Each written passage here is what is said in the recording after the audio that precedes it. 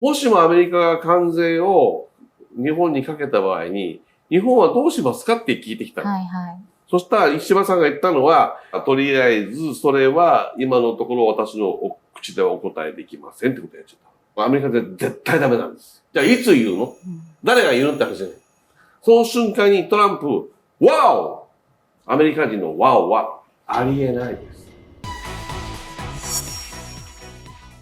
さて、実はね、2月の7日にアメリカ現地時間に、とうとう石破茂首相、念願のトランプさんとの会談が行われたんですよね。行われたんですよ。おめでとうございます。皆さん、あれ、フル尺で見ました？いいえ。あれね、ぜひ見ていただきたい。というのは、今回日本の報道の変更報道、本当にひどいなと思ったんですけど、フル尺流れないんです、どこにも。どちらかというと、もう会談がスタートした感じからしか映しませんが、ネットの中にはあるんですよ。フル尺って出せば出ます。そしたら出てくるのは、まず、こんな形で、まあ、今、あやねさんが座ってるところにトランプさんが座ってます。はい、石破さんここにこうやって座るんですよ。はい、座って始まるよっていう時に、座った瞬間、普通座る前とかに握手して座るでしょ。はいはい、トランプさん握手しませんでした。で、ずーっと向こう見てこうやってて、石破さんは、で、こう、ずーっとやってるのが映されてるんです。これ日本では出してない。だからトランプさんは、途中でこの気配に感じたんだけど、おーってこう、出したんです。石破さん何したかというと、じゃあ握手出してみて。はい。こうしました。見てくれ。まさにこんなこれ。片肘ついてこんな感じです。やだー。これね、向こうのアメリカの常識で言いますよ。こうやって握手するのはマフィアです。で、実際、フォックスで石破マフィアかと出ました。日本では一切報道されてないですね。これ絶対ダメなんです。で、座るときに、こう、ボタンを外すのはいいんですよ。マナー上。ただ、立ったら、必ずこうやって閉めなきゃいけない。閉めなきゃいけない。石破さん、開けたまま立ったりです。で、ずっとトランプさんもちろん、いや、石破君は、かっこいいし、向こうでも支持されてるんだよっていうだけの原稿を読んでました。で、その間、お話のマナーとして彼がやらなきゃいけないのは、顔見てないといけない。でもずっと、石破さんずっと。やだ記者の方を。もう、どうだみたいな。僕が石破だって言われる。やってました。どうしましょう。どうするべきですか？春さんも終わったけど。それだけじゃないんですよ。いろいろやってるんですよ。日本の報道の中では、天然ガスの話とか、いろんなことのその話で成果を上げてますよ。まあ、本人が成果を上げたというか、林さんたち含めて、他のその大臣たちが動いたその成果なんだけども、内容としては良かったんですよ。アメリカからすれば、もっとこれからアメリカにお金を落としますよ。アメリカの経済にお金がどんどん割きますよっていう話をしに行ってるから。一応トランプさん、って聞いてはいたんだけども、最後の最後に、トランプさんが、なんか他にほら、この素敵な、石破に聞きたいことないかって聞いたの。記者に。で、記者が手を挙げて、もしもアメリカが関税を日本にかけた場合に、日本はどうしますかって聞いてきたの。そしたら石破さんが言ったのは、まあ、とりあえず、それは今のところ私の口ではお答えできませんってことやっちゃった。アメリカで絶対ダメなんです。一番嫌われる話。じゃあ、いつ言うの？誰が言うのって話じゃない。その瞬間にトランプ、ワオ！立ってそのまま、あー！帰っちゃった。そうなんだ。それを日本では、石破さんが言った話がブラックジョークで、まあ、トランプさん喜んで、受けて、出ていったよ。覚えててね、皆さん。ワオ！アメリカ人のワオはありえないです。こいつ話になんないでです。そうやって帰ってきました。でね、これもありありなんだけど、僕はアメリカで仕事してたからわかるけども、今回、石破さんは金の兜の被れるやつを持ってったんですよ。トランプさんにお土産で。トランプさんは自分の写真集をサイン入りで渡した。石破さんなんとかかんとか書いてるものを、石破さん自慢げにカメラに出してどうだってやってるんだよ。読んだのね、それ。ディアのとこに石破さんの名前書くでしょ、そこ、石破さんの頭文字、英語で書いてました。どういうことかわかる？アメリカでは馬鹿にした時それやるんですよ。だって、相手の名前書いてないんだよ。あ、イニシャルだけ。イニシャルって一番ダメなんですよ。お前誰だっていう意味なの、アメリカでは。それをあの人は全世界に見せた。サブのその文言も、君が誰かは分からないけども、とか。日本の首相って分かってるじゃん。だけど、イニシャル書いて君が誰だか分からないけども、あなたに対して私は敬意を表しますって書いてるんです。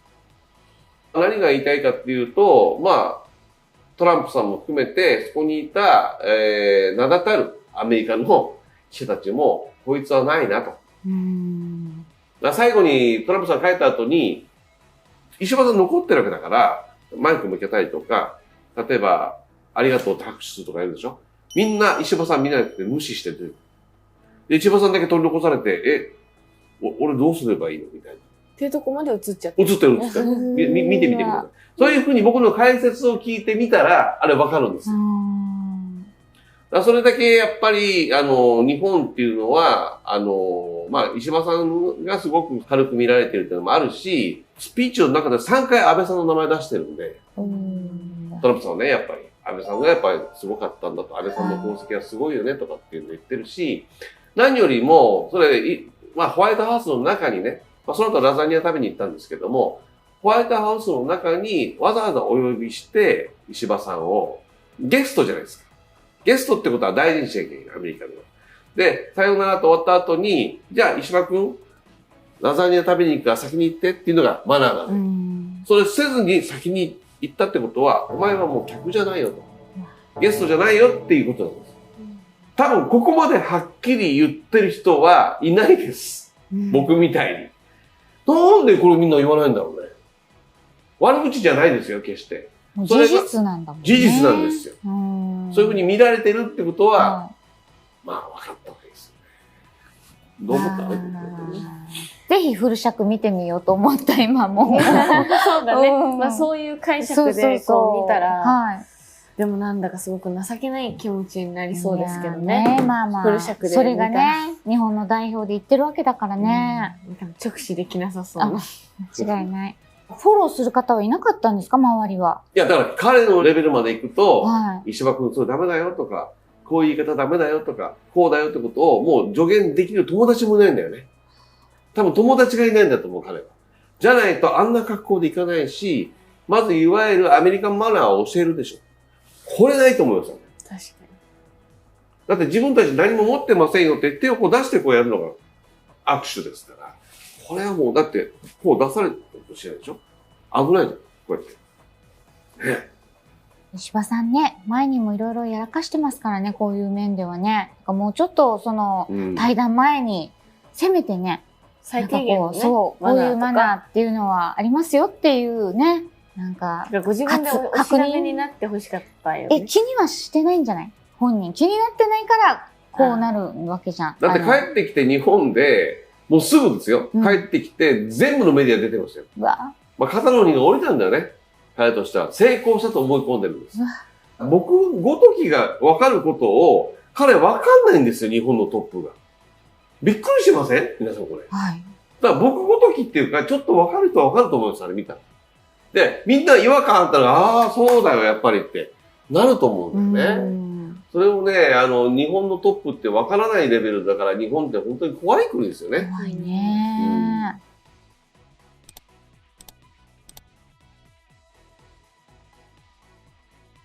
そんな中でもね、一個やはり今回重要な話があって、日本とそのアメリカの関係の中で、まあ、トランプさんやっぱり 25% 関税をかけるってことで各国にね、言い始めたでしょ。はい。鉄鋼に関して全部 25% かけるんだと。っていうことは、あんたたちのものは取らないで、アメリカ国内の中だけで儲かるからねっていう。ね。いいことですよ。だけど、まあ、オーストラリアとかは、じゃあ、まあ、他の面得してくれてるから、じゃあ関税なしねっていう話になってる。で、もしかしたら日本も頑張って、いやいや、もう何兆円も何百兆円も今回儲けさせるわけだから、そういう約束してきてますから、ぜひ、うちも関税ゼロにしてくださいよっていうことは、多分林さんが言うと思います。で、これ僕通ると思います。そういう意味では、関税に関してかからなければ、今、関税が決まった瞬間にまず日経平均暴落しましたから、石破さん無理なんで、林さん頑張って、関税の交渉をして、日本もいいかってなる可能性があるので、そうなったらだいぶ変わるかなって一個はあります。これ皆さん覚えておいてください。関税の問題、一番大きいです。あとは、天然ガスですよね。トランプさんは就任する時も言いましたけど、掘って掘りまくれってことです。あれ、シェールガスのことなんです。宇宙人の回でもいつか話をしますけど、宇宙人が多分くれたと思うんだけどね。今まで、エネルギーって石油だったでしょ。中東が強かったじゃん。それが急に2000年代の後半にアメリカにシェールガスが出てきた。シェールガスっていうのは石油に代わる代替エネルギーとしてすごい今注目されてる。これが出れば石油いらないよねっていうガスなの。それがある一つの地層の中にあることは分かってたんだけども、アメリカのまあもう今無限に取れるぐらいすごいところ見つかったところになってる、一応は。これ宇宙人がくれたのよ。これだけは言っておきます。で、一応出たんですよ。シェールガスっていうのはガスだから、これはやはり日本も今度いっぱい買いますよってなったの。今まで他から買ってんのをアメリカが買いますよ。今回それ石破さん話をしてきた。で、買うのはいいんだけど、問題は輸送なんです。で、ガスってやっぱりガスだから、ガスの形で何かに詰めて運ぼうとすると、それあんまり運べないよね。だからやらなきゃいけないのは、液化ガスといって、まあそれを水にしなきゃいけないんですよ。水分に。で、この液化ガスにする技術っていうのが、一番今強いのは日本なんです。で、この液化ガスを運ぶ単価、これも日本がトップなんです。日本は、この液化ガスを運ぶっていう意味では、すごくまあ有利ではある。有利なんですね。けども、今のところまだ、パナマ運河を通らなきゃいけない。で、パナマ運河で何が起きてるかっていうと、これ俺たちが作ったもんだから、ただにしろってまだアメリカって喧嘩してるんです。その喧嘩がうまくまとまらないと、パナマを回避して、外側から回らなきゃいけない。そうすると40日かかっちゃう。かかるってことはどういうことかっていうと、かかってガスを持っていくからガスの料金は上がるんですよ。で、今考えられているのが、カナダの向こうのアラスカの方にパイプラインを通して、アラスカから送ったらどうだって話。そうすると、7日で届くの。全然ガス代変わるよね。そうだね。で、今、アラスカの方に話をしようとして。でも、アラスカからすると、やめろよと。こんな大きいトナカイも、ね、アラスカの自然も、オーロラさえも、見えなくなったらどうすんだってことで今揉めてるんです。こういうところでガチャガチャしてる。じゃあどうしようって僕他に何かないかって、今度はじゃあロシアの方からじゃあ持ってきたらどうだ。でもロシアのところからあんな天然ガスのすごいガスがすごい勢いで通って日本に来てたとして、万が一ロシアと仲が悪くなったらそのガスに火つけないと終わりじゃないですか。そうどうすんのっていう話もある。でも日本ってすごい技術があって、あれね、なんでそのパイプラインでみんな持っていくんだけど、パイプラインがなんで問題かっていうと、地面にパイプラインを置くから、まあトナカイさんが通れませんよとか。で、もしくはテロがあった時にそれ破壊されたら爆発するでしょ。危ないよっていうのがある。でも日本が作ったパイプライン何がすごいかというと、縦に上げて、パイプを上の方に持ってる。浮かせる感じってこと？そう。まあ昔の縦屋根の住居みたいな。あんな感じで上に上げて通す技術があるわけ。すごいね。すごいんですよ。で、それはもう実際、今、メキシコの方にはいっぱい作ってる日本。その技術をどうするかっていう話もあるし、今そこからがこのガスの問題が出てきます。日本国内でこのシェールガスって出たんじゃなかった？出てるんですが、国内のっていうよりは日本、まあ、具体的に言うと太平洋の、断層の下なんですよ。で、そこからそれを引き上げてくるよりは、今大量に出てるものを運ぶ方がコスト的にも安いしいいよね。なるほど。現実的なんだ。そう。であとは、もともとプーチンさんと仲良かった時には、ロシアからパイプラインを引いた方が早いんですよ。はい。カムチャッカ通ってくるから。全然いいよねっていう話。ただ、カムチャッカ半島って、実は、ロシアの、いわゆる潜水艦の基地があるんで。だからそういうところも含めて、やっぱり軍事的に危ないよねっていうところと、今回の戦争があったでしょ、はい、それで仲悪くなっちゃったんで。今後、そのエネルギーに関しては、だいぶ揉めるでしょうね。で、僕は思うんだけど、いろんなことでみんな話し合いしてますが、トランプさんって4年しかいないんですよ。で、4年後はもう次トランプさん絶対ないので、そうすると今度また民主党になるでしょ。そしたらせっかくトランプさんっていろんなことやったのに、民主党になった瞬間にまた変わっちゃうので、いろんなところで話をつけようが、例えばメキシコから持ってこいとか、アラスカから持ってこいとか、ロシアからって決めたところでね、最終的にまた話が変わっても、そんな話ないよっていうこともあるんでね。じゃあ、アラスカが買ってる、メキシコが買ってる、カナダから買ってるっていうのをやめて、ロシアからアメリカから買えよってまた元の話に戻る話にもなるし、そういう意味ではいろいろ変わってくるだろうね。なんか大変だね。たった4年でね、いろんなことが始まり、またパッと終わってしまいっていうね、すべて中途半端で。でも結局ね、いわゆる電気自動車っていうのが、中国が先に走って、電気自動車やっていこうよっていうところから動いたんですけども、電気がダメだってことがバレちゃったじゃないですか。なんで電気がダメかわかる？あれなんですよ。一番大事なのは、充電するところのいわゆる蓄電のところがやっぱ2年しか持たない。というのがあるし、電気自動車としてちゃんと制裁ラインに乗せるまでに30年かかるってことが分かったの。今のガソリンに貸すためにね。それで早々と、もう実は国によってはヨーロッパはもう電気自動車やめたところあります。で、日本って未だに不思議なんだけど、電気自動車買うと100万円くれるからね。補助金？補助金。もうすごい遅れてるんですよ。このように今僕点の話をしてますけどもね、石破さんとね、トランプさんの会談の中の話ですけども、こういう話を今点になっているところをみんなからどんどん出していきながら、今の日本ってどうなってんだよね。で、トランプさんはこういう考え方でじゃあ関税かけないとかかけるとか、じゃあ今石油っていうのはもう値段どんどん上がってるじゃないですか。一番安かった頃からって今はもう2倍になってますから、これをまた下がっていくことはもうありえないし、次はシェールガスになるしかない。で、今後のエネルギーっていうのは間違いなくシェールガス、ガスエネルギーになります。ガスっていう考え方が、エネルギーの中では重要な位置になるってことを皆さん分かっていただければ、この1年は特にね、そこに注目してください。そのことによって日本の経済は変わっていくし分かっていくと思います。で、日本の政治家たちがやっていくこのシェールガスの獲得が一番の命題なんですよ。今いろんなことで揉めたり、ね、女性問題がどうとかやってますけど、全然いらないんだよ、そんな話は。私たちに大事なのは生活に直撃する、その経済の問題を一番考えなきゃいけない。その中において、その経済、ガスの動きによって、ロシアと仲が悪くなるとか、アラスカがどうとか、メキシコ、これ全部覚えててね、全部名前出てきますから。で、今後今年は一番出てくるのはパナマ運河です。パナマ運河の取り合いが始まります。で、パナマ運河を制した人が、間違いなく、物価が下がっていくってことを分かっていただければいいです。輸送の時間が短くなるからです。はい。もう二度と石破さん出てほしくないね、アメリカには。日本代表ですからね。日本代表ですからね。もう頑張れ石破茂とは言えません。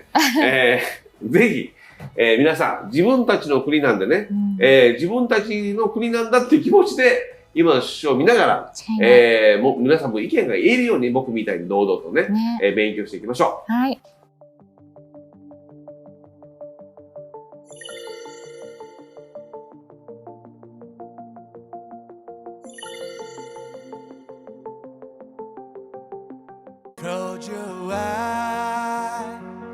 もう大丈夫さ、Close your eyes、静かに目を閉じて